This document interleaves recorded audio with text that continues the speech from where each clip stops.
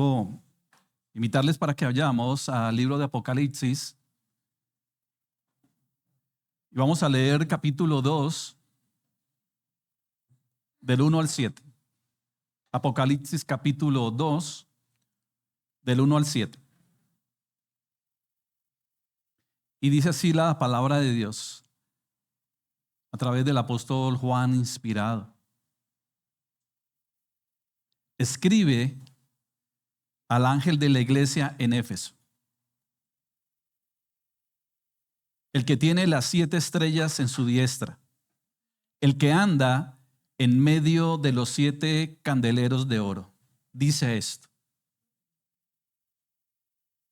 yo conozco tus obras y tu arduo trabajo y paciencia, y que no puedes soportar a los malos, y has probado a los que dicen ser apóstoles y no lo son, y los has hallado mentirosos, y has sufrido, y has tenido paciencia, y has trabajado arduamente por amor de mi nombre, y no has desmayado.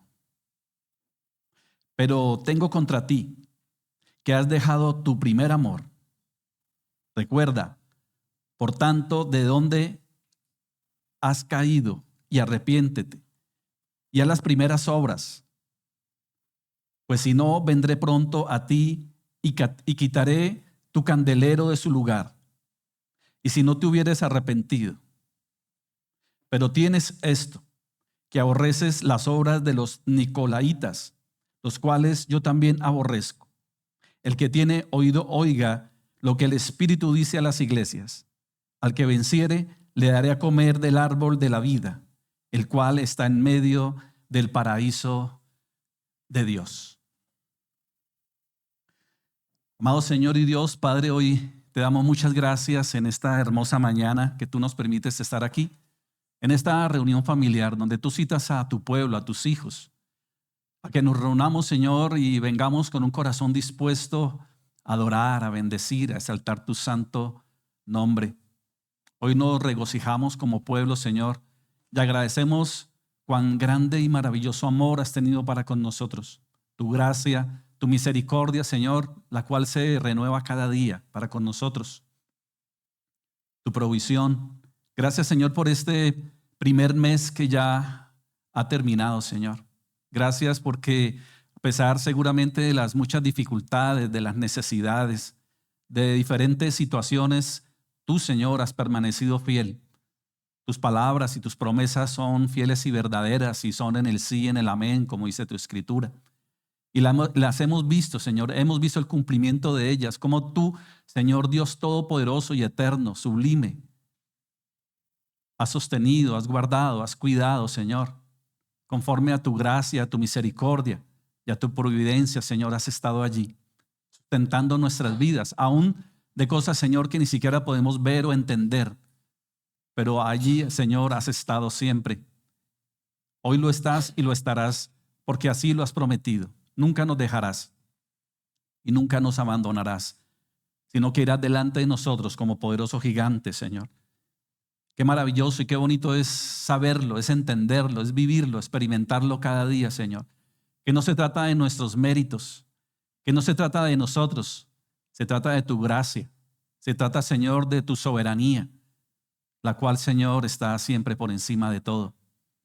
Padre, seguramente hoy muchos vienen o venimos con un corazón seguramente dolido, seguramente alguna tristeza, alguna situación que oprime, que daña, que hace que haya tristeza, dolor o amargura, cosas que no son buenas ni para el espíritu ni para el alma y que muchas de ellas, Señor, se ven manifestadas en el cuerpo.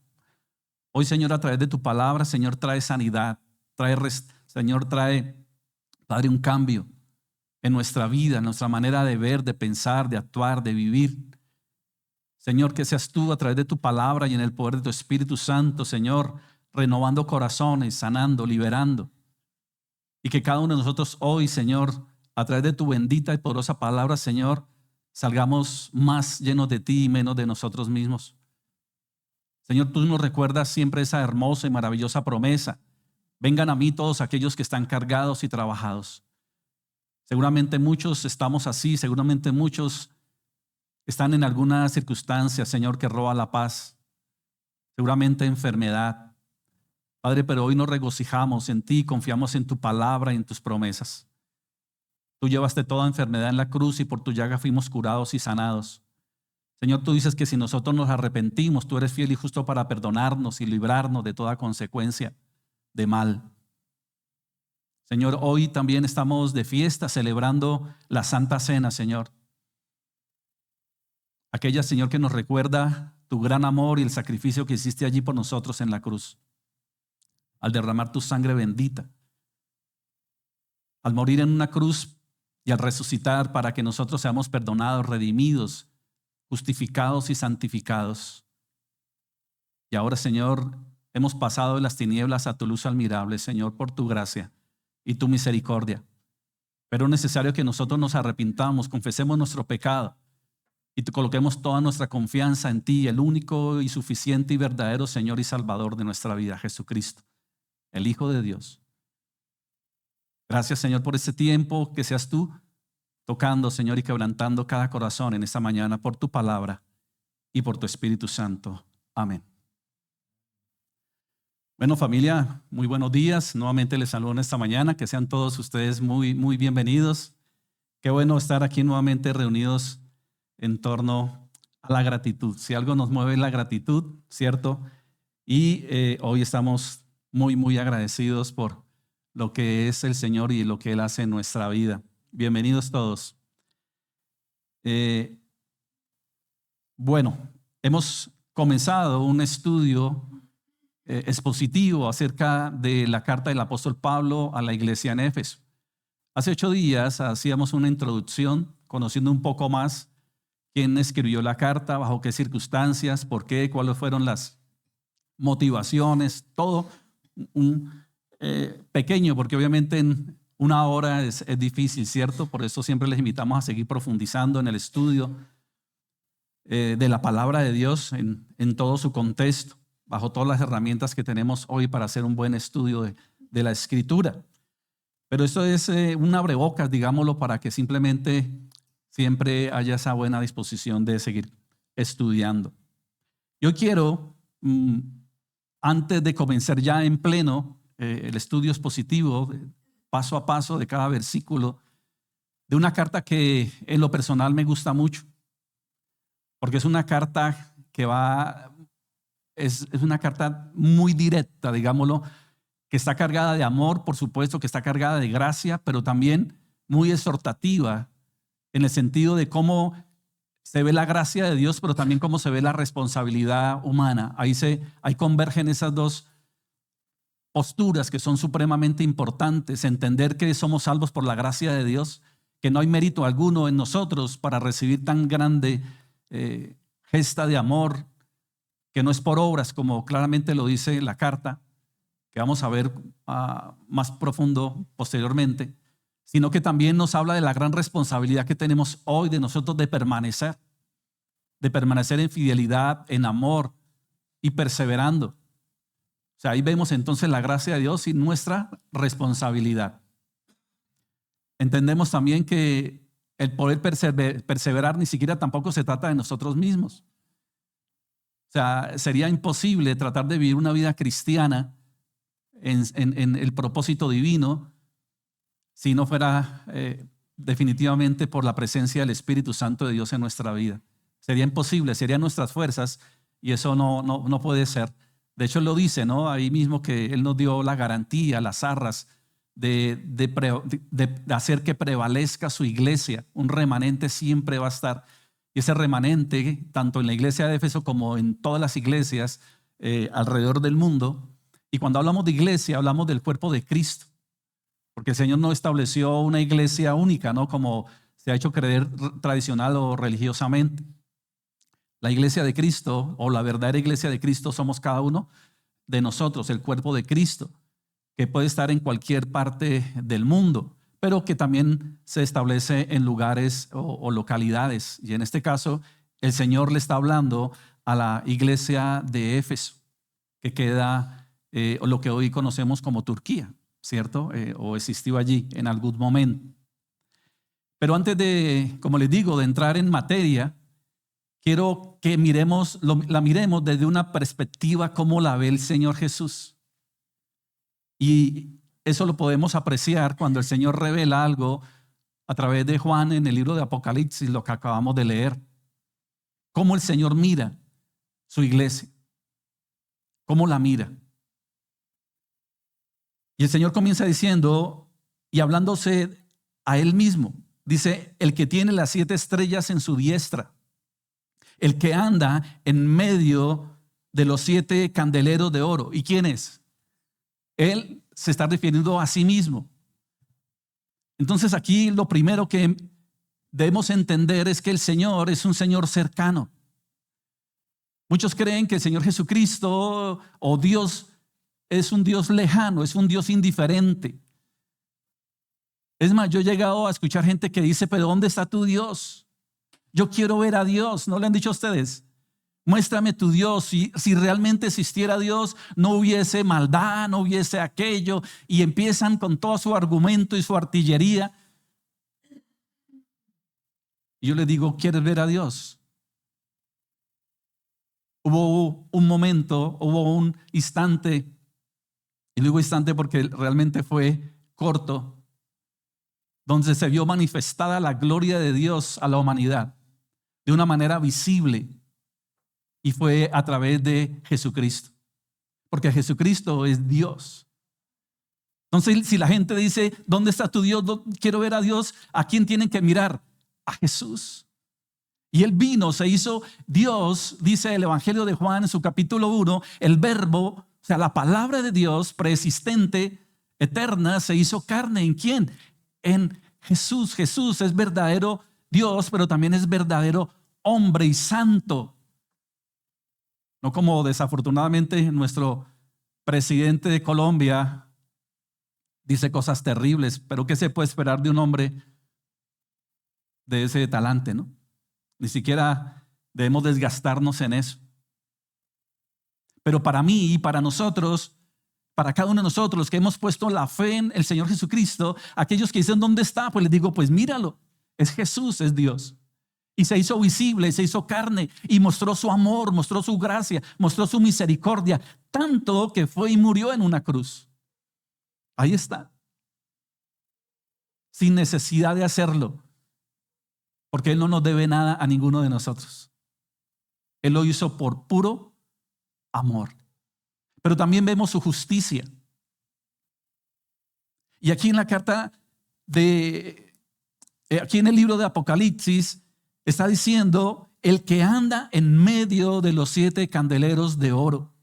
Y aunque el Señor fue ascendido a los cielos, porque el libro de los Hechos nos narra de que el Señor ascendió a los cielos. Usted lo mira en el capítulo 1 del libro de los Hechos. Pero dice que ese Jesús que un día fue llevado a los cielos, ese mismo Jesús dice que un día vendrá. La promesa de Cristo es que viene pronto y viene por su iglesia, por su remanente, por aquellos, como dice terminando la carta, el pasaje de Apocalipsis, los que han perseverado. Y no es que mi salvación dependa de mis obras, porque ya tenemos claro que no es por obras. Nadie podrá ir al cielo por sus obras. Pero alguien que tiene al Señor, alguien que se ha arrepentido, alguien que ha puesto su confianza en Jesucristo, va a hacer buenas obras, va a permanecer, se va a santificar. Por eso dice la Escritura que el que comenzó la buena obra, ¿qué va a hacer? La va a perfeccionar hasta el día, nos va a llevar a la imagen de su Hijo. Él, Dios Todopoderoso, va a hacer su obra, Él, en cada uno de nosotros. Y Jesús dijo que Él se iba, pero enviaría a alguien. ¿Y quién es ese alguien? Sino su Espíritu Santo, la tercera persona de la Trinidad, Dios mismo, con sus mismos atributos. Y esos son las arras, la garantía de lo que Él dice es verdad, es cierto. Mientras yo regreso, les doy el Espíritu Santo, ¿para qué? para que Él les conduzca, les lleve, les fortalezca y los convenza. Él nos santifica. Entonces la iglesia no está huérfana. Nosotros no estamos huérfanos. Contamos con la presencia del Señor, pero eso, además de ser algo glorioso, de saber de que el Señor está aquí a través de su Espíritu Santo, Él está aquí, pero también está aquí porque ahora somos su templo. Porque Él puede estar en medio de nosotros, pero también con nosotros. Ese es uno de sus atributos intransferibles, que no son otorgables a nadie. Pero eso, además de ser algo glorioso, también genera algo, y es de que Él está viendo todo. Él está viendo todo. Hemos de alguna manera como tenido la idea de que yo voy a buscar a Dios. ¿A dónde? Vámonos a buscar a Dios. ¿Dónde buscaría la gente a Dios? En el cielo. Normalmente en las iglesias. Tradicionalmente, religiosamente, porque venimos de una cultura muy religiosa, que bueno, vámonos para misa, ¿no? Decían, ¿no? ¿A qué? Y uno de muchachos no se lo tenían que jalar, ¿cierto? Bueno, en mi caso, ¿no? No sé el caso de ustedes, pero eso era el momento más feliz mío de la misa, era cuando decía que dieran la paz, ¿verdad?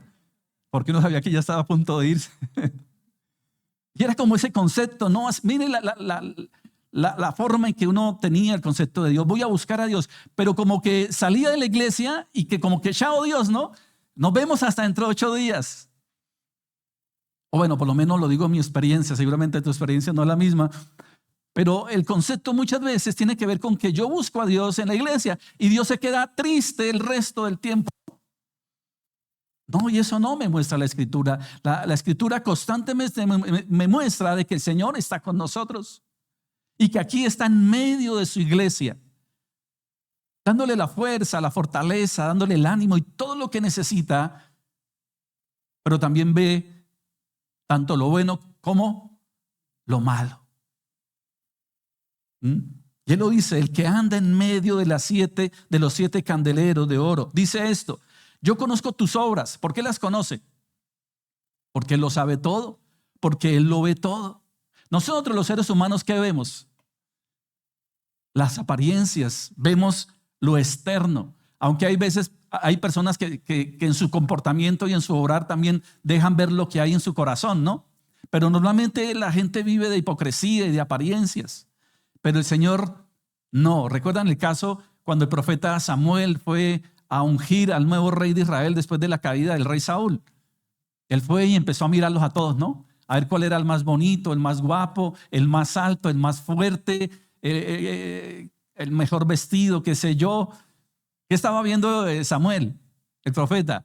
Lo externo, lo de afuera. ¿Y qué le dice el Señor?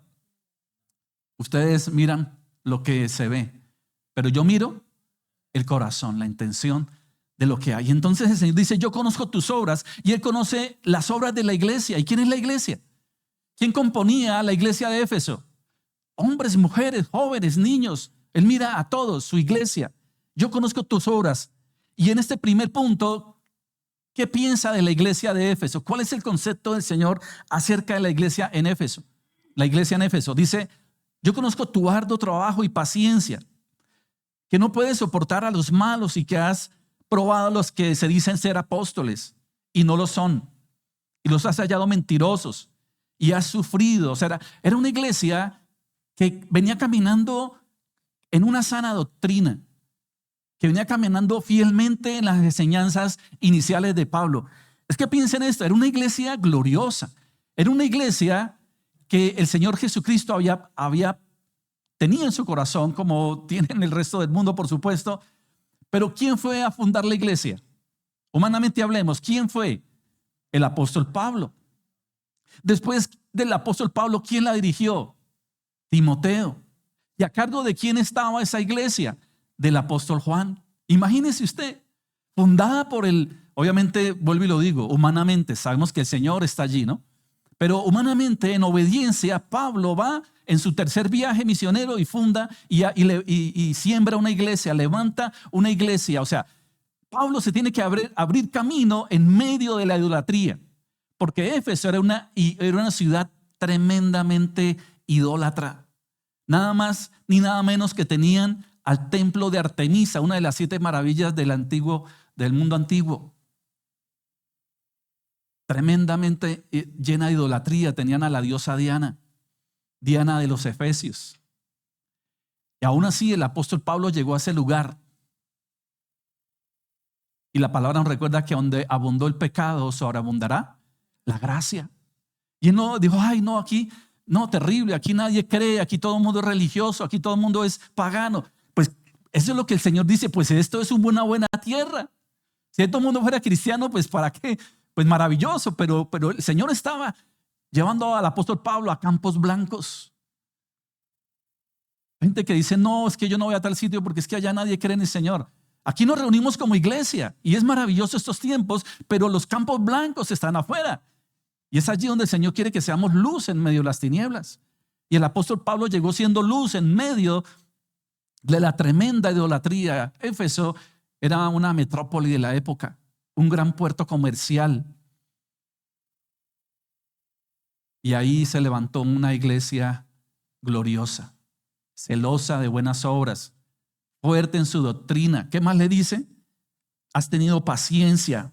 O sea, manifestaba el fruto del Espíritu Santo, una virtud que es la paciencia. Y has trabajado arduamente.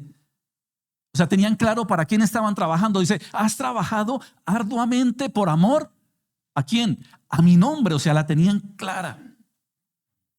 O sea, era una iglesia que uno dice, así debe ser una iglesia. Fuerte, celosa, con buena doctrina, con paciencia, ha sufrido. ¿Y por qué ha sufrido? ¿Por qué ha sufrido? Lo que hablábamos ahora, ¿no? ¿Por qué? Porque la iglesia es llamada a sufrir. Porque como iglesia estamos en medio de un mundo oscuro, un mundo gobernado por Satanás. Dice la Escritura que el príncipe de este mundo, ¿quién es? El diablo. Y si nosotros vamos espiritualmente a combatir, digámoslo, al mundo, pues vamos a sufrir, porque nos van a menospreciar, nos van a odiar, nos van a rechazar, se van a burlar. Ya la familia muchas veces lejito de nosotros porque nos consideran legalistas, fanáticos religiosos, los van a robar, les lavaron el cerebro, todo lo que suelen decir, ¿sí o no? Y más. Es una iglesia sufrida, la iglesia llamada a sufrir, serán llevados como ovejas al matadero, dijo Jesús. Seremos llevados. Aquel que de verdad decide rendirse a Cristo, prepárese a sufrir. No como una iglesia por allí, pseudo iglesia, que dice, pare de sufrir. Cuando la Biblia me muestra todo lo contrario. Cuando Jesucristo le está diciendo, ustedes van a ser mis discípulos y van a tener una lápida a cuestas, porque los van a llevar aún como ovejas al matadero. Ahora aparecen los superapóstoles, ¿cierto? Pero los tienen como en lugar de eminencia. Y el apóstol era el apóstol sufriente, de cárceles, de aguantar hambre, frío, apedreamientos. A Pablo no casi lo matan por allá a punta de piedra. Una vez, ¿recuerdan? Ese era el ejercicio en la cárcel. ¿Desde dónde escribe la carta a los Efesios? Desde la cárcel, como muchas más. O sea, era una iglesia que estaba haciendo lo que tenía que hacer y por tanto era sufrida. Usted quiere que el mundo lo ame. Si usted quiere que el mundo lo ame, pues tiene que hacerse igual que el mundo. Dice Santiago, ¿no? En su carta. Todo aquel que ame al mundo se convertirá en enemigo de Dios. En enemigo de Dios. Pero queremos ser amigos de Dios, debemos aborrecer a este mundo. Y cuando habla de este mundo, no está hablando de que debemos aborrecer a las personas, sino el pecado, los comportamientos, el sistema. Has sufrido, has tenido paciencia y has trabajado arduamente por amor a mi nombre. Y no has desmayado, o sea, perseveraba. Pero aquí viene y aparece un pero. Un pero. Pero tengo contra ti. ¿Qué tiene el Señor contra una iglesia así? ¿Qué puede tener el Señor contra algo así? Dice, pero tengo contra ti que has dejado tu primer amor. Recuerda, por tanto, de dónde has caído y arrepiéntete. Y a las primeras obras. Parece que hay una contradicción, ¿no les parece? Pues parece contradictorio, ¿no? ¿Cómo así de todo lo que estamos hablando? Y después dice, pero tengo contra ti. No, y no, por supuesto que no hay contradicción. Esto es como un matrimonio, ¿no? Esto es como un matrimonio que en apariencia se ve bien. Un matrimonio que vive juntos, un matrimonio que está trabajando, es un matrimonio que paga sus cuentas, es un matrimonio que está desarrollando un programa, es un matrimonio que está cuidando de su familia, es un matrimonio que está cuidando de lo que poseen seguramente, pero ya no hay amor en la pareja. ¿Ustedes no conocen hogares así? Hogares que uno los ve relativamente estables, o sea, bien, pero entre ellos como pareja han perdido el primer amor. Lo que uno conoce comúnmente como la rutina. Cayeron en la rutina. Ya es una pareja que no tiene intimidad, ya no es una pareja que se da detalles, ya no es una pareja que comparten juntos. O sea, su vida se desarrolla simplemente por las cosas que tenemos que hacer y seguramente las hacen bien. Pero ellos como pareja no están bien. Han perdido el primer amor. Ese amor que los unió, ese amor que los llevó a desarrollar todos unos planes. Ya lo han perdido la pasión. Y eso es lo que el Señor le está diciendo a la iglesia de Éfeso en este pasaje de Apocalipsis 2, del 1 al 7. Sí, haces cosas, has hecho cosas y sí, están funcionando, pero tu relación conmigo no está bien. O sea, hemos caído como en una rutina y eso es muy peligroso porque eso puede ser el comienzo de una caída terrible. Pero tengo contra ti que has dejado tu primer amor. Recuerda, por tanto, de dónde has caído. Y la anima, ¿no? Y siempre está la opción del arrepiéntete y haz las primeras obras. Eso es como cuando la pareja, ¿no? Haciendo el símil de la pareja cuando están en esas crisis y se han dejado abrumar por tanta cosa, por tanta responsabilidad. No es que los hijos, es que el trabajo, es que las cosas, y eso llega un momento en que los abruma y pueden estar hasta durmiendo en la misma cama, pero no hay nada y no pasa nada. ¿Qué dice el Señor? Arrepiéntete. O sea, el Señor exhorta a la iglesia al arrepentimiento, al cambio.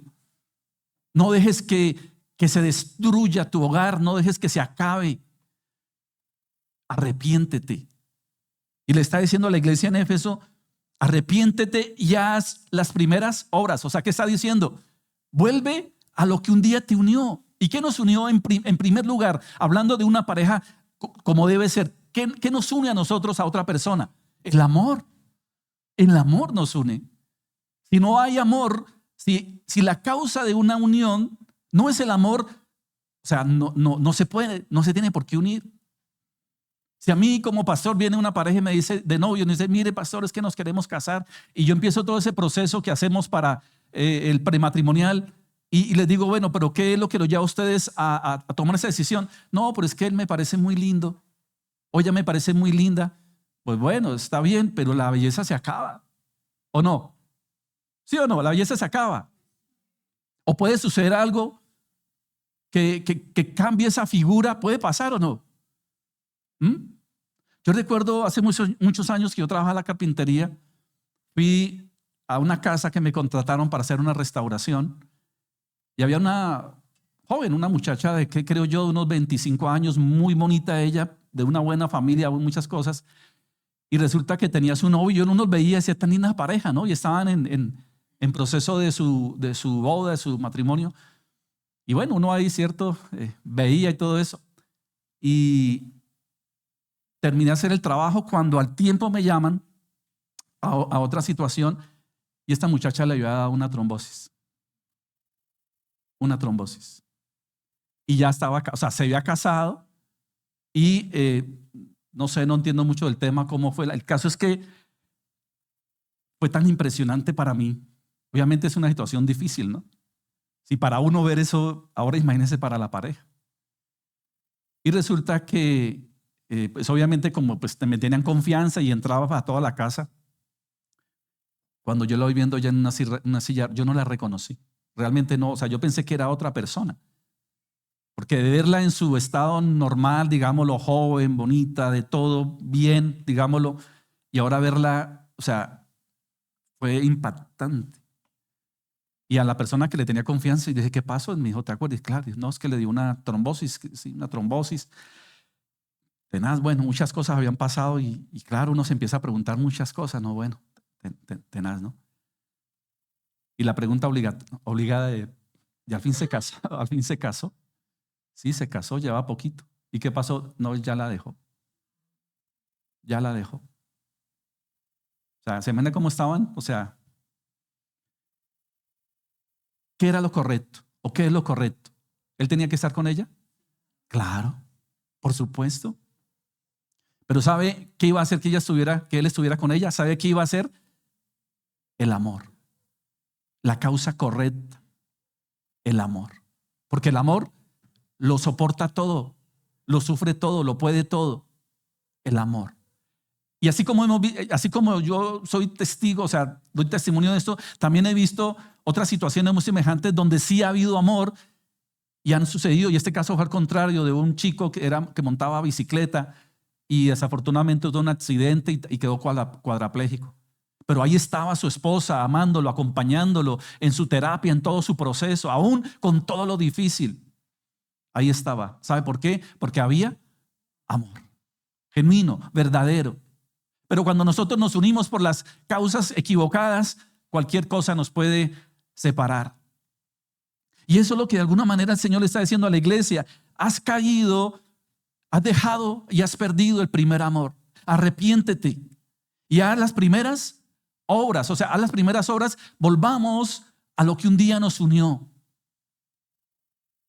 Volvamos a lo que un día nos unió. Pues si no, vendré pronto a ti y quitaré tu candelero de su lugar. Cuando uno mira el candelero, o sea, eso tiene obviamente un trasfondo histórico aún del primer pacto o del Antiguo Testamento, podríamos decir, para que lo entendamos. Cuando el Señor establece el tabernáculo, recuerdan el tiempo del éxodo de Moisés, que el Señor dice que levanten un tabernáculo y dentro de todo, porque eso es hermosísimo estudiar todo lo que tiene que ver con el tabernáculo y lo que hoy representa el tabernáculo, que es Cristo, porque todo eso es una figura de Cristo. Y sabemos que dentro de los atrios sigue el lugar santo y después del lugar santo sigue el lugar santísimo y dentro de ese lugar había un candelero de oro. ¿Y qué representaba? Él representaba que ahí estaba la presencia de Dios, ¿cierto? Que ahí estaba esa figura de Dios. Obviamente el Señor no lo puede contener nada, pero era una manera del Señor mostrarse a su pueblo de que Él estaba allí con ellos y que su presencia estaba a través del candelero y que su Espíritu Santo estaba. Pero el Señor quita todo eso porque todo eso es una sombra y ahora es Cristo y su Espíritu Santo el que mora. Eso que representaba la presencia, esa luz, ahora eso está en cada uno de nosotros. O sea, lo que está diciendo es: yo he estado con ustedes, yo los he acompañado, yo les he dado todo lo necesario para que esto se pueda desarrollar de la manera que debe ser. Pero dice: pero vendré pronto a ti y quitaré el candelero de su lugar. O sea, cuando alguien cae en la necedad, porque a veces hay momentos donde uno cae en la necedad, aunque sabe que eso no está bien, aunque claramente conocemos la verdad, pero hay momentos en que yo no sé qué viene a nuestro corazón, a nuestra vida, y caemos en pecado y entramos a justificar el pecado. Y eso no es tan malo, eso todo el mundo lo hace. Y el Señor nos habla y ya nos ha hablado, o sea, teníamos el concepto claro. Por ejemplo, ¿quién no que ha asistido constantemente a la iglesia no conoce lo que no debemos unirnos en yugo desigual? ¿Quién no conoce eso, que tenga la constancia en la iglesia? Pero llega un momento en que permite que su corazón se desvíe, conoce a alguien que no comparte la fe, que es una persona que no está caminando, que ame al Señor, pero permite que su corazón quede ahí enganchado y empieza a justificar las cosas. No, pero es que eres muy lindo, yo sé que él se va a convertir, yo sé que no sé qué, y empieza a justificar. Y el Señor le dice, arrepiéntete. No es cuestión de que las cosas cambien porque simplemente tú lo quieres, arrepiéntete.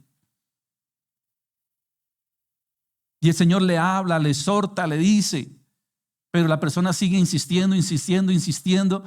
Eso es necedad, a pesar de que sabe que no es así. Señor, ¿cuántas veces no nos dice perdona?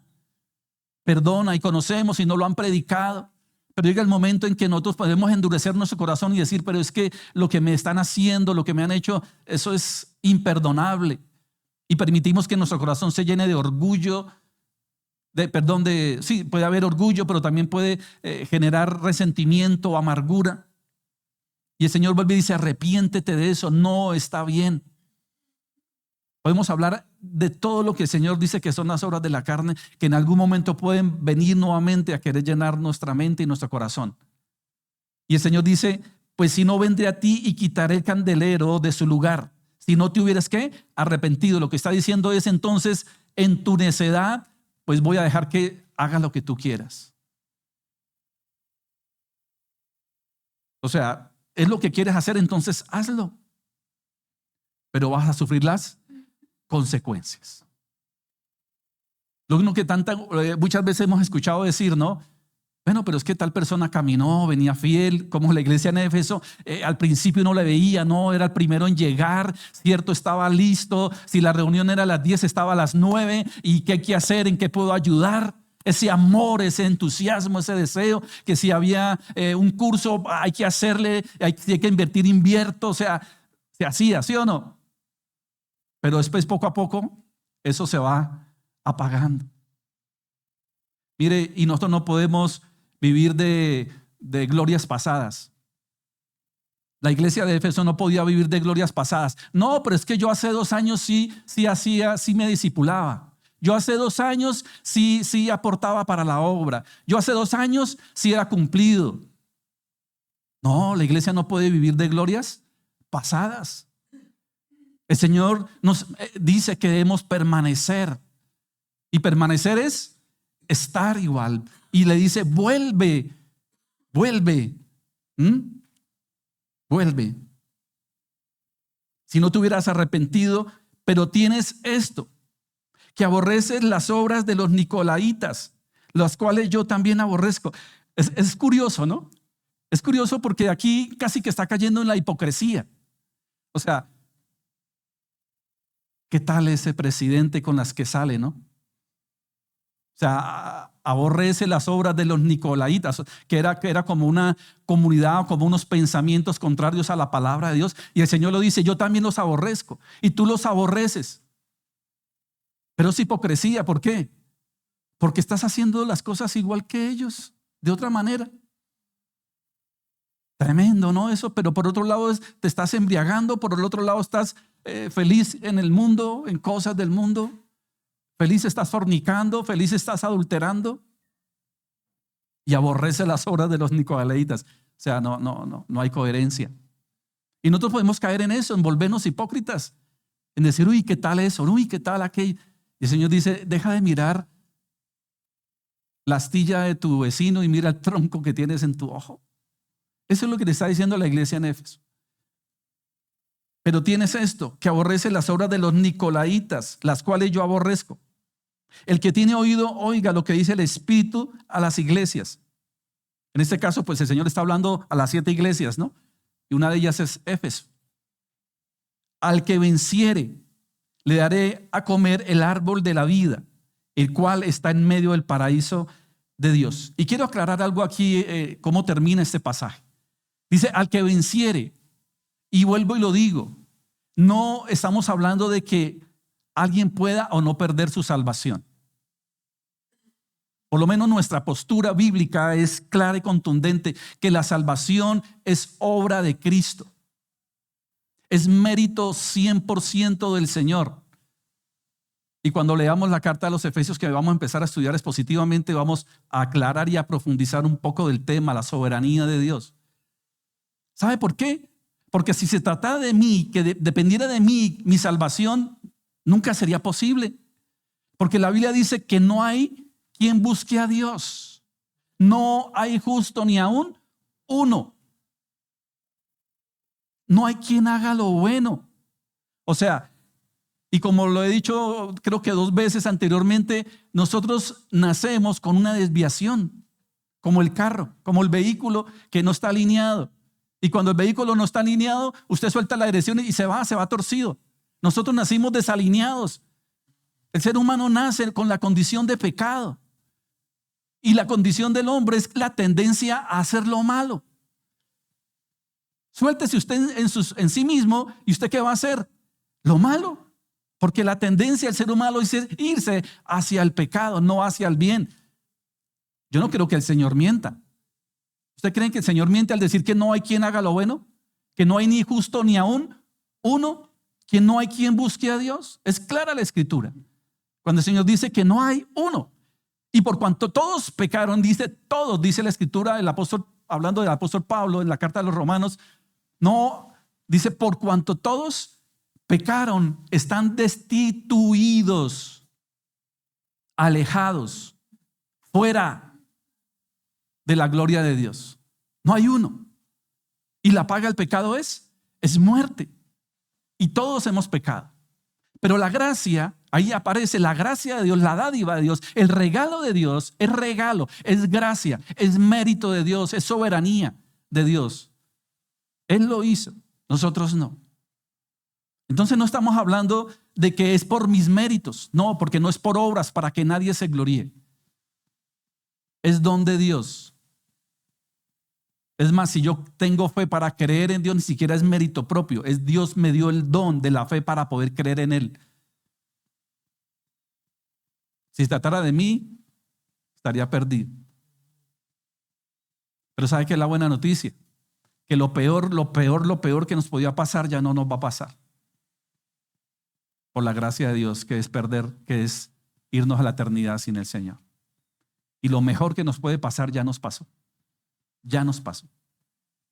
Y es haber recibido la gracia del Señor por su mérito. Entonces, cuando el Señor está diciendo el que venciere, no está hablando de que es fruto de mi obra que voy a ser salvo. No, no es por mis méritos. Porque aquí ya vemos una iglesia que ha perdido, que ha caído en la rutina, una iglesia que es salva.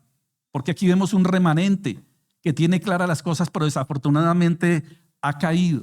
Y el Señor le está invitando a que se arrepienta y cambie. A mí me han dicho muchas veces también, y seguramente ustedes, pero bueno, yo conocía a fulanito de tal, fulanita de tal que iba a la iglesia y todo eso, pero hoy día está en el mundo. Hoy día está en el mundo, se apartó, está no sé qué, hizo aquello, está. Y si se muere, ¿se condena o no se condena? Le preguntan a uno, ¿no? Entonces mi respuesta es, van a suceder 2 cosas. Si esta persona realmente es de Dios, si esta persona recibió la gracia de Dios, es una persona que va a perseverar. O sea, una persona que ha nacido de nuevo, persevera. Que hay momentos como la iglesia de Éfeso que muchos cayeron, pero son personas que van a recapacitar y se van a arrepentir y van a volver. Van a volver. Si son de Dios, vuelven. El Espíritu Santo de Dios reargulle, el Espíritu Santo de Dios santifica y trae. Pero si una persona definitivamente muere y no se arrepintió y no volvió, no es que pierda su salvación, es que nunca la tuvo. Así es, nunca la tuvo, nunca realmente nació de nuevo, nunca realmente puso su fe y su confianza en el Señor Jesús. Ahora eso solo lo sabe el Señor, en últimas, ¿no? Hace días se generó esa polémica por el cantante, si era o no salvo, eso generó polémica. Eso en últimas lo sabe el Señor. Pero también la Biblia nos muestra que por su fruto los conoceréis. O sea, hay unas evidencias externas que muestran a una persona cuando ha nacido de nuevo. Es la que persevera, aún en medio de sus dificultades, puede que haya caído, pero se arrepiente y vuelve. O sea, hay unas evidencias claras de un verdadero hijo de Dios. Hay claridad en ello. Entonces, cuando se dice al que venciere, está hablando de aquellos que van a perseverar. No para salvación, porque es obra de Dios, pero perseveran precisamente por la santificación que hay en ellos a través del Espíritu Santo. Y les daré a comer del árbol de la vida, el cual está en medio del paraíso de Dios. Esto nos recuerda a lo que sucedió en el Edén, cuando el Señor dice que Él colocó 2 árboles en el Edén que no podían, ¿cierto? O bueno, uno específicamente del bien y del mal. Y les dijo que no comiesen. Y comieron. Fueron desobedientes. Bueno, o sea, es otra historia y de hecho ya la conocemos. Pero también dice que estaba el árbol de la vida. Y dice en Génesis que fueron quitados o expulsados antes de que de pronto fueran y comieran de ese árbol. Y ahí sí sería un daño irreversible. Un daño irreversible. Pero aquí la bonita promesa es que lo que ellos pudieron haber disfrutado de momento y no lo pudieron hacer por causa del pecado y fueron expulsados, dice que aquellos que vencieron o aquellos que venzan, ¿cierto? Van a comer de ese árbol. ¿Y cuál será ese árbol? ¿Cuál es el árbol de la vida? ¿Quién dijo yo soy el camino, la verdad y la vida? Es disfrutar de la presencia de Cristo. Y de alguna manera, mire, dice la Escritura que por un hombre, en este caso Adán, vino el pecado o vino el ser separado de Dios y ser apartado de la gracia del Señor. Dice que por otro hombre, en este caso Jesús, seremos retornados, seremos perdonados, seremos justificados, santificados y por ende disfrutar de ese árbol de la vida. Es por Jesús. Es el que nos invita. Entonces, ya obviamente nadie podrá regresar a ese paraíso literal. O sea, existió en un momento de la historia de la humanidad, sí, lo creo. Y nadie va a poder retornar a ese que estuvieron ellos. Pero dice que ahora ese paraíso es el paraíso de Dios. O sea, ¿cuándo yo puedo empezar a disfrutar de eso? ¿El día que me muera y el Señor me lleve allá? No, desde ya, desde ahora, desde ese momento, podemos disfrutar de ese árbol que está en medio del paraíso de Dios, que es Cristo. Porque en Él está todo. Esa es la vida eterna, que me conozcan a mí y a mi Padre que me envió. La vida eterna consiste en conocerlo, tener intimidad, volver a esa intimidad, a esa pasión. Y lo preguntaba la otra vez, ¿qué no hemos sido nosotros capaces de hacer por amor? ¿Qué ha hecho usted por amor? Amor hacia su pareja o a esa persona de momento, hasta locura, ¿sí o no? Yo recuerdo hace muchos años que hacía esta pregunta a un grupo que estábamos como en una célula. Y fue curioso porque le dice, bueno, y cuéntanos alguna anécdota, una historia de alguien que haya hecho algo por amor así bien extraordinario por su... Y eso empezó un personaje a contar, de campo, ¿no? Entonces yo vivía por allá, por el Meta, y la muchacha que me gustaba vivía como a 1:30 de donde yo estaba, y a mí me tocaba irme a pie, atravesar un río, y eso empezó a contar todo eso, era 1:30 de camino, pasando ríos, pasando de todo. Y llegaba embarrado, llegaba sucio, pero llegaba. Y llegaba allá y resulta que no estaba. O me la negaban. Y yo me quedaba 1 hora, 2 horas esperando a ver si llegaban. No, eso contaba unas cosas que le hacían dar risa, pero uno decía, increíble lo que uno hace por amor, ¿no? ¿Y qué fue lo más increíble que hizo Dios por amor a nosotros? Lo más hermoso. Dar la vida de su único hijo. Mire, y cuando uno tiene un encuentro genuino con el Señor, cuando uno de verdad es tocado por el Espíritu Santo, uno se quebranta y uno está ¿han escuchado ese término? Está en el primer amor. En ese primer amor con el Señor es algo que solo lo vive. ¿Sabe quién vive ese primer amor? El que ha nacido de nuevo. Si tú no has experimentado ese primer amor es porque no has nacido de nuevo. Y te invito a que lo hagas en este día, no esperes el día de mañana.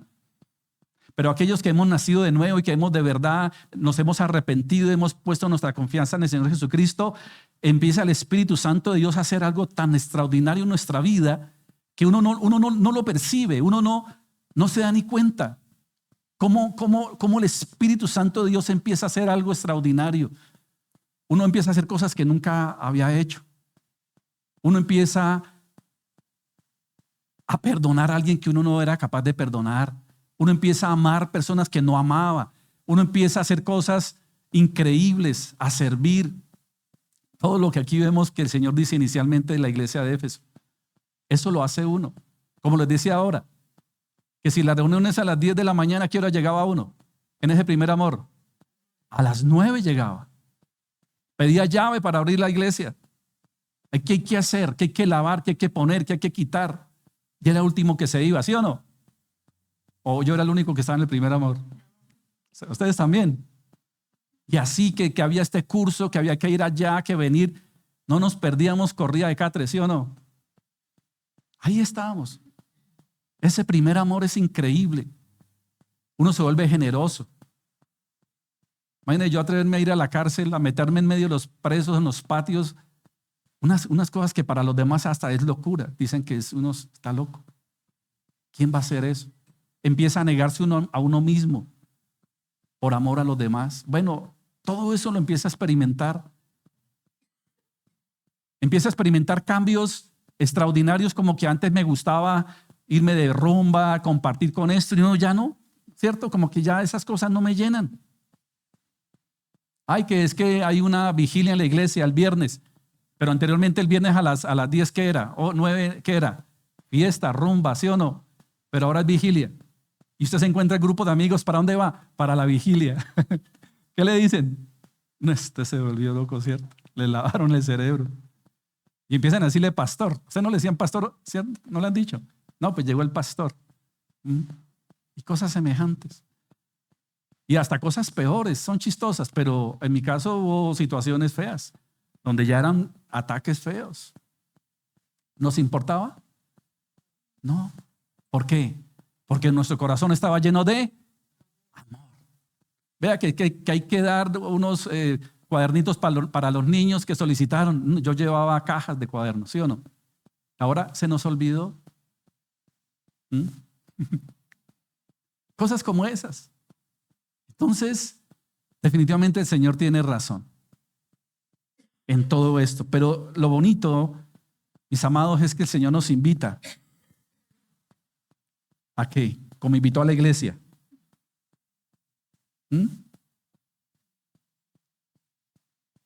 Que volvamos a dónde. Y haz las primeras obras.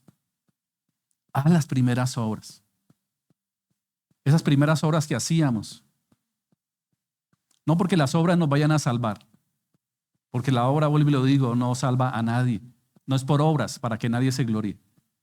Pero definitivamente donde está un corazón lleno de amor por el Señor y por su obra, va a volver a las primeras obras. Por amor a Él, por gratitud. ¿Qué nos mueve a nosotros el dar? ¿Qué te mueve a ti el dar? La gratitud. Porque nada es nuestro, todo es del Señor, y si Él nos permite algo es por su gracia y misericordia. Servir. Miren, no es que el Señor esté criticando lo que ellos hacían inicialmente, no. Lo que el Señor les critica de alguna manera o les condena es que ya están haciendo las cosas, muchos de ellos, pero por rutina.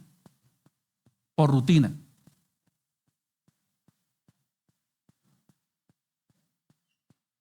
Sería terrible que una esposa, por ejemplo, diga, bueno, yo estoy con mi esposo porque él es buen padre. Yo estoy con mi esposo porque él trae el mercado. Yo estoy con mi esposo porque él no es callejero. Ahora, ¿eso son cosas buenas? Claro. Y yo le diría, pero bueno, pero ustedes dos, ¿cómo están como pareja? No, nosotros como pareja no, ya no. Ya se acabó el amor. O sea, ahí estaría como chueco algo, ¿cierto? Ahí estaría como una mesa chueca. Como que no debe ser. Hay que hacerlo primero, por supuesto. Ser ese buen padre, esa buena madre, ese buen esposo, suplir, cumplir. Pero que todo eso esté enmarcado ¿en qué? En el amor. En el amor. Y eso es lo que está diciendo el Señor. Yo no quiero que ustedes se desgasten en una cantidad de cosas si realmente no hay pasión en sus corazones. Si de verdad no están haciendo las cosas como se debe hacer. Porque el que no hace las cosas por amor, tarde que temprano se cansa o se aburre.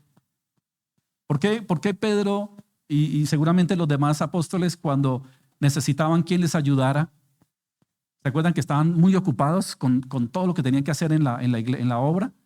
¿Qué tenían que hacer? ¿Cuál era la mayor, lo primero que tenían que hacer los apóstoles cuando se estaba fortaleciendo la iglesia? Porque la iglesia ya es persistente, siempre ha asistido la iglesia. Pues mi concepto es más pactual, ¿no? No soy tan dispensacional en mi concepto. Soy más pactual. O sea, yo creo que la iglesia siempre ha asistido en el corazón y lo vemos bíblicamente, que eso lo vamos a ver posteriormente. No es que debemos agradecerle que Israel cerró su corazón a Dios y por eso hoy existimos. No comparto eso. Nosotros como iglesia siempre hemos estado en el corazón de Dios. Ahora, que el Señor tendrá su cuento con Israel, por supuesto. Pero yo creo que la iglesia siempre ha estado, es más, la iglesia estaba con Abraham, porque de Abraham dice que viene el linaje, que es Cristo y Cristo su iglesia. Entonces, nosotros tenemos que hacer las cosas de corazón. Del corazón, por gratitud. Por gratitud al Señor. Es lo más importante que hay que hacer. Hoy precisamente compartimos la Santa Cena porque es una manifestación del amor de Dios, pero también es una figura que representa lo que el Señor hizo, su sangre que fue derramada y su cuerpo que fue quebrantado. Yo quiero invitarte, como siempre lo digo. Yo sé que el Señor hoy ha hablado a tu vida a través de su palabra y seguramente ha hablado a varios tipos de personas y seguramente aquí hay personas que se tendrán que arrepentir hoy para aceptar a Cristo como su Señor y Salvador. Otros seguramente nos vamos a arrepentir porque nos hemos enfriado, hemos perdido el primer amor. Y seguramente otros hoy están llenos de gratitud porque creen o se sienten de que están firmes, fuertes, y gloria a Dios por eso, porque también puede pasar gente que no ha perdido su primer amor, gente que permanece fiel porque lo hay. Hay de todo. Y conforme a lo que tú creas hoy, lo importante es que tengamos un deseo de un genuino arrepentimiento. Pedirle al Señor que nos perdone por si hemos caído en enfriarnos y decirle al Señor que nos siga dando la fuerza para permanecer. Con la dirección del Señor y obviamente bíblicamente he organizado 7 causas de la pérdida del primer amor. Vamos a ver 7 puntos importantes o 7 causas que causaron, valga la redundancia, la pérdida del primer amor. ¿No les parece interesante? ¿Por qué la iglesia de Éfeso perdió su primer amor? Y vamos a ver 7 puntos. Pero también vamos a ver 7 puntos de cómo recuperar o cómo volver a ese primer amor. ¿No les parece bueno? Interesante también. Entonces les invito para que no se pierdan la próxima reunión, porque el tiempo no nos da obviamente para desarrollar todo el tema, pero me parece supremamente bonito, interesante, oportuno. Porque vuelvo y digo, porque nos habla a 3 tipos de personas. Al que necesita hoy reconocer y arrepentirse, reconocer a Jesucristo. Al que necesita arrepentirse para volver al primer amor. Y los que necesitan la fortaleza del Señor para seguir y permanecer fuertes. Porque ojo con el que crea que esté firme, no vaya y caiga. Eso es el estado más peligroso a veces, creernos de que yo ya estoy por encima de todo y eso no es así. No, yo ya para qué me congrego. No, yo ya me leí esto, porque a veces podemos caer en ese tipo de arrogancia, ¿no? Orgullo. No, es que en la iglesia van a dar un curso de tal. Otra vez. Eso yo ya, y a veces podemos caer en eso, en que yo ya me la sé, en que yo ya Ojo. Mira, una vez Dios me dio el privilegio de estar con un hombre muy influyente en la vida cristiana como Les Thompson en un seminario. O sea, ellos estaban promocionando sus Biblias, porque existe la Biblia Thompson, ¿cierto? Bueno, la Biblia es la palabra de Dios, pero digámoslo desde esa perspectiva y de gran estudio. Pero las personas, no era tanto el que pagara la Biblia, sino el que hiciera el curso para poder realmente aprender a usarla de la manera correcta. Digámoslo, era el énfasis. El caso es que estuvimos en un almuerzo y le preguntaba, ¿no? ¿Cuál era, digamos, el éxito, digámoslo, de que un hombre de Dios permaneciera porque tenía más de 50 años de ministerio, de vida cristiana ejemplar, más allá de sus, obviamente, errores que todos cometemos, pero un hombre que dio siempre testimonio de una iglesia muy fuerte. Y cuando hablamos de fuerte, no necesariamente grande, ¿cierto? Una iglesia realmente bíblica, no es la que más personas tenga o la que mejor lugar tenga. Una iglesia bíblica no es la que sea más antigua ni nada de esas cosas. Una iglesia bíblica es la que glorifica al Señor a través de su palabra en el poder de su Espíritu Santo. Así sean 3 o 4, o sean 1000 o 2000. O sea, no depende de la cantidad, sino realmente de que la gente esté, como hemos hablado, haciendo realmente lo que al Señor le agrada. Y él decía que 2 cosas importantes: nunca perder la intimidad con el Señor, nunca, independientemente de las circunstancias. Decía él, mire, si usted no tiene ganas de orar hoy, vaya y ore. O sea, es cuando más debe orar. O sea, nunca perder su tiempo con el Señor de calidad, porque hoy hemos caído en lo que el mundo vende, ¿no? En la rapidez del ya. Y la iglesia ha caído en eso. Y hablo de lo que ofrece la iglesia. Entonces los devocionales de 2 minutos. Devocionales de 2 minutos. O sea, 2 minutos un devocional. Sí, y entonces nos invaden las redes sociales, ¿no? Los TikTok y todas estas cosas. Que en última no digo que sean malas las famosas pildoritas, ¿no? O las dosis, famosas dosis. Pero para mí yo digo, ¿esto es suficiente? ¿Que alguien quede contento con una dosis diaria? ¿Y ese sea su tiempo con Dios? 2 minutos. O sea, eso precisamente va a mostrar su vida espiritual. Si para ti lo máximo que pasas con el Señor es 5 minutos al día y tu tiempo de oración es 2 minutos, 3 minutos, pues eso se va reflejado en tu vida espiritual. En mi perfil de WhatsApp tengo hoy por hoy algo que me gustó: 2 caballos. Y dice, el caballo que va a terminar ganando es el caballo que esté mejor alimentado. Si tú alimentas más el caballo de la carne, pues va a ganar. Y si tú alimentas el caballo del espíritu o espiritual, va a ganar. Entonces, si tú alimentas tu carne, pues ¿quién va a terminar ganando? Tu carne. Pero si tú alimentas tu espíritu se fortalece y termina venciendo la carne. Entonces, si nosotros pretendemos tener una espiritualidad con una dosis diaria, con un devocional de tantos minutos, una oración de tanto y pare de contar. Recuerdo que una vez una persona me refutaba un tema bíblico y decía, es que la Biblia erra en ciertas cosas. Y yo le dice, ¿por qué dices eso? No, porque es que yo leí algo por ahí, escuché de que la Biblia tiene errores, cuando nosotros tenemos que la Biblia es inerrante.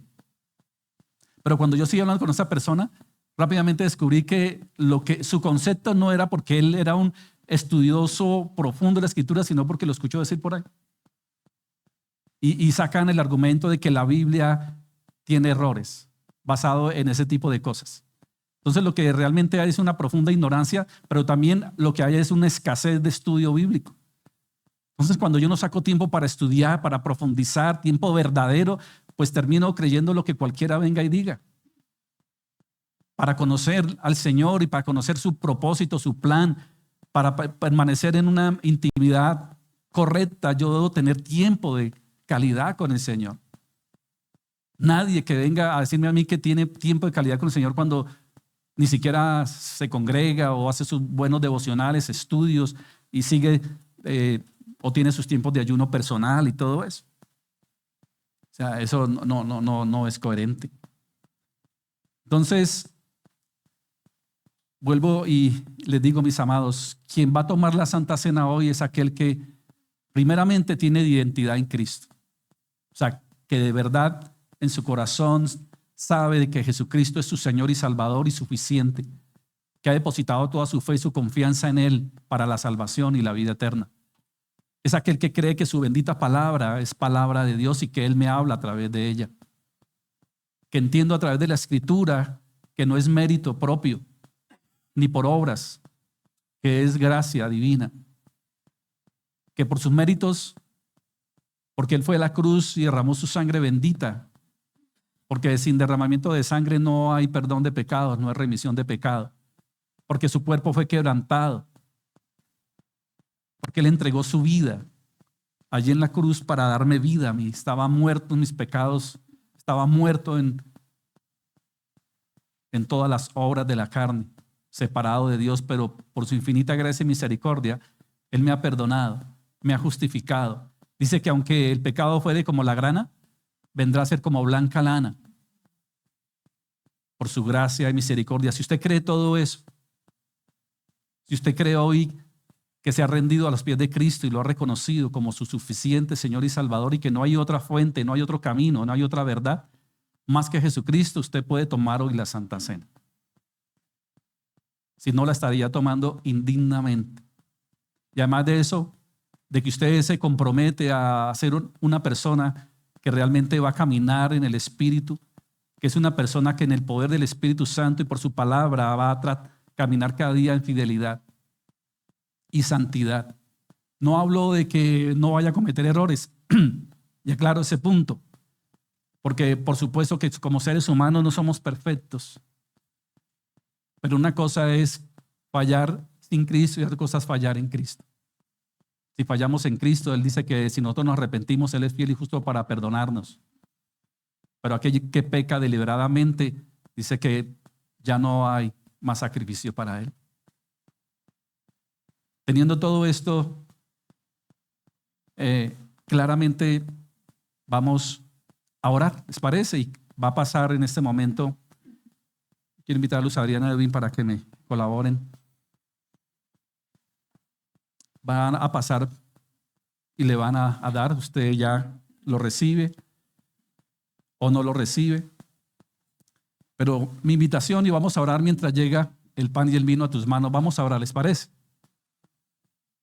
Primero, si hoy quieres hacer de Jesús tu Señor y Salvador de una manera genuina, porque has entendido que lo necesitas hoy en tu vida, porque el Espíritu Santo de Dios está tocando hoy tu corazón al arrepentimiento, te está llamando al arrepentimiento, no te niegues a eso. Hoy es el día. No endurezcas tu corazón. Pídele perdón al Señor, dile: Señor, perdóname porque te he fallado. Perdóname, Señor, porque he hecho lo malo delante de tus ojos, Señor. Hoy, Señor, reconozco que tú eres Jesucristo, el único Señor y Salvador, suficiente, que a través de tu gracia, a través de tu bondad y tu misericordia, has enviado a tu Hijo Jesucristo, oh Dios Padre Todopoderoso, a este mundo. Y en este mundo, Él vino como el Cordero de Dios que quita el pecado del mundo, a morir en una cruz. Hoy lo creo. Hoy creo que a través de su muerte, a través del derramamiento de su sangre, he sido perdonado, he sido perdonada. Hoy reconozco que no son méritos míos, no es por obras. No es por algo bueno que yo pueda tener, porque no hay quien haga lo bueno, dice tu palabra, me la has hablado hoy. Por eso hoy te confieso como mi Señor, como mi Salvador. Hoy me arrepiento. Duele mi corazón de haberte fallado. Te hago mi único Señor, mi único Salvador, Jesús, Hijo de Dios.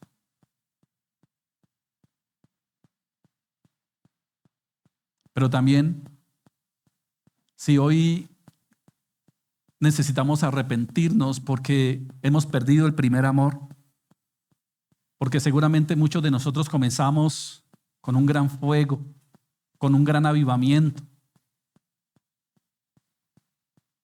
y hacíamos cosas increíbles para el Señor, para su obra, para su gloria.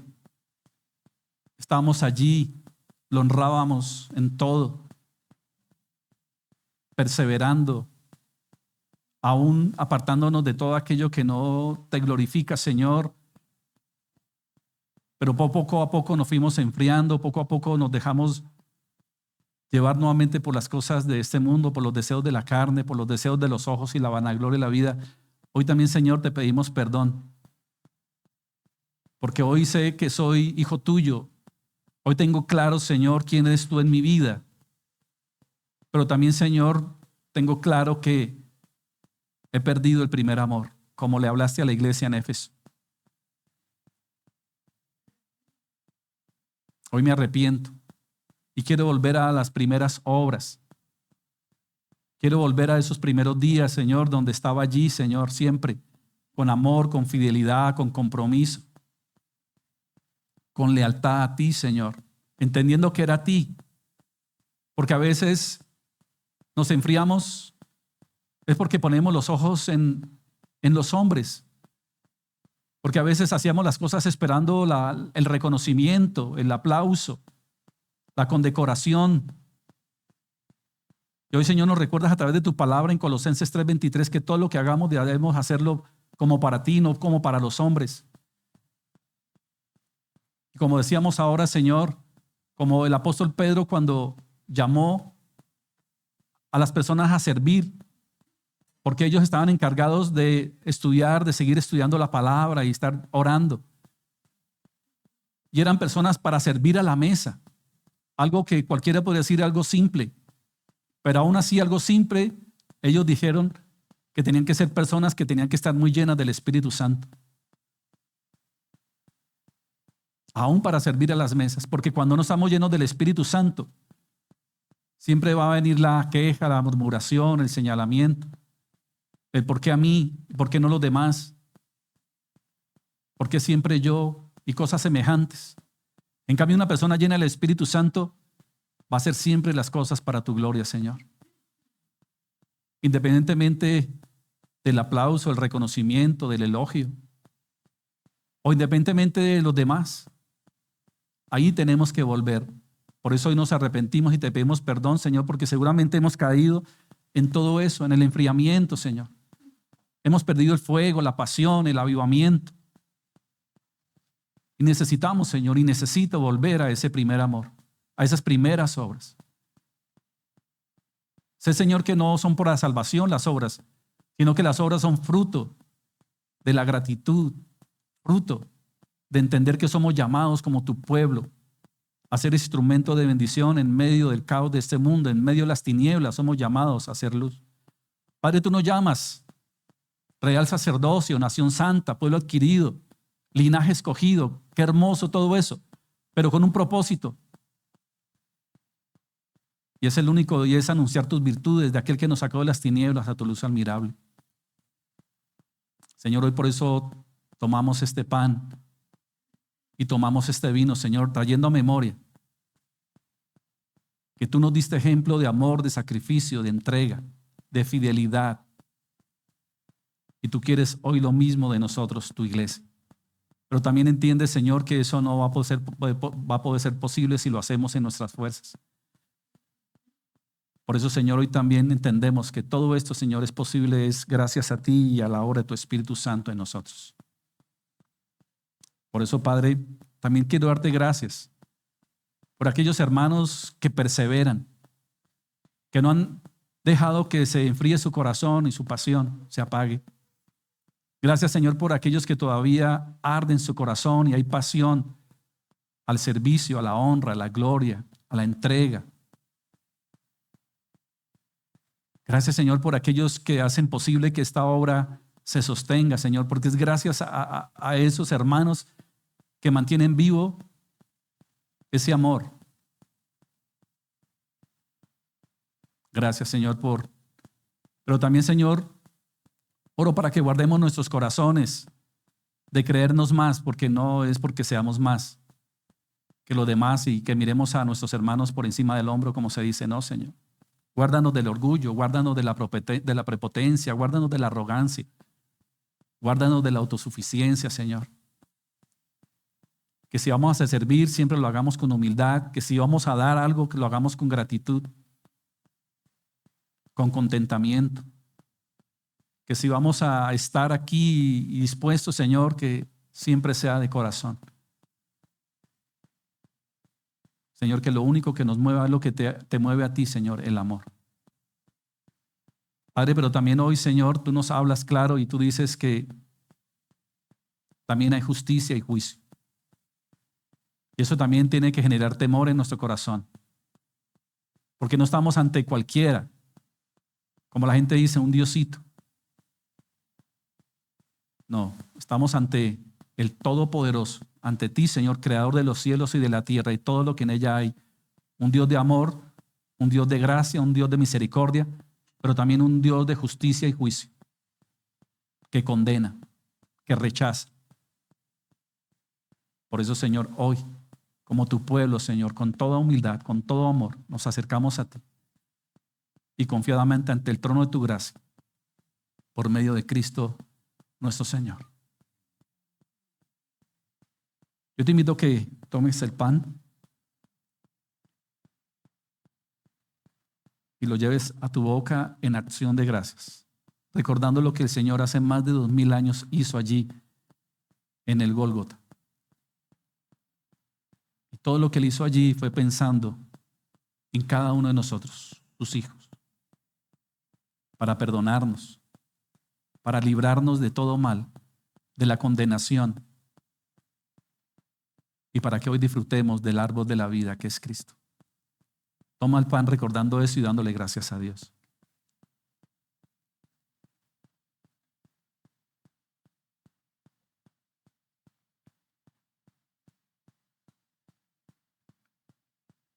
Señor, hoy también traemos a memoria el nuevo pacto en tu sangre. Que tu sangre, Señor, fue derramada allí en la cruz del Calvario, Señor. Porque la sangre representa la vida y tú entregaste tu vida por cada uno de nosotros para perdonarnos, redimirnos, santificarnos y justificarnos. Por eso, Señor, hoy tomo este fruto de la vid recordando tu sacrificio de amor, tu sacrificio de gracia, tu perdón, tu justicia y tu juicio. Pero que hoy, Señor, a través de tu Espíritu Santo nos santificas para poder permanecer hasta tu venida y por la eternidad. Hoy, Señor, no solamente recuerdo lo que tú hiciste por mí allí en la cruz, sino también recuerdo que tú vienes pronto, en gloria, y quiero permanecer fiel, Señor. Quiero permanecer constante hasta que tú vengas glorificándote y pudiendo ser, Señor, un instrumento de bendición, siempre en tus manos benditas. Que así sea.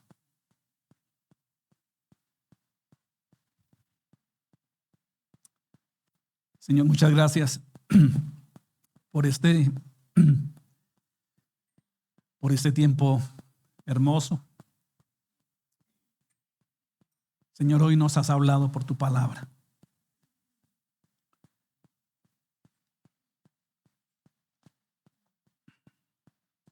Solamente nos queda darte todo honor y toda gloria, hoy y siempre, Señor. Tú eres el único merecedor de ello. Tú eres el único, Señor, que nos sustenta. Tú eres el que provee, que guarda, el que cuida. Estamos bajo tus alas y en el hueco de tu mano, Señor, como dice tu palabra. Que tú siempre vas delante de nosotros. Que tú eres el que sustenta, cuida, el que consuela, el que fortalece. ¿Qué más necesitamos, Señor? Fuera de ti no hay nada. Tú lo llenas todo, Señor. Tú eres suficiente. Bendito eres tú, Señor, por siempre. Todo honor y toda gloria por ti y para ti, por la eternidad. Padre, Hijo y Espíritu Santo. Amén. Bueno, familia, qué bonito compartir este tiempo con ustedes. Que tengan un resto de día muy, muy, muy bendecido. Que la gracia y el favor del Señor les acompañen. Que este nuevo inicio de mes, ¿cómo van con sus propósitos? ¿Sí? Esos propósitos que se hicieron a fin de año, ¿cómo les fue este mes? ¿Sí? Ya iniciamos un nuevo mes. A ver cómo va con ese gimnasio, cómo va con esa dieta, cómo va que este año sí voy a... Bueno, espero que el Señor nos ayude a ir cumpliendo todos esos propósitos. Bendiciones para todos. Buen día.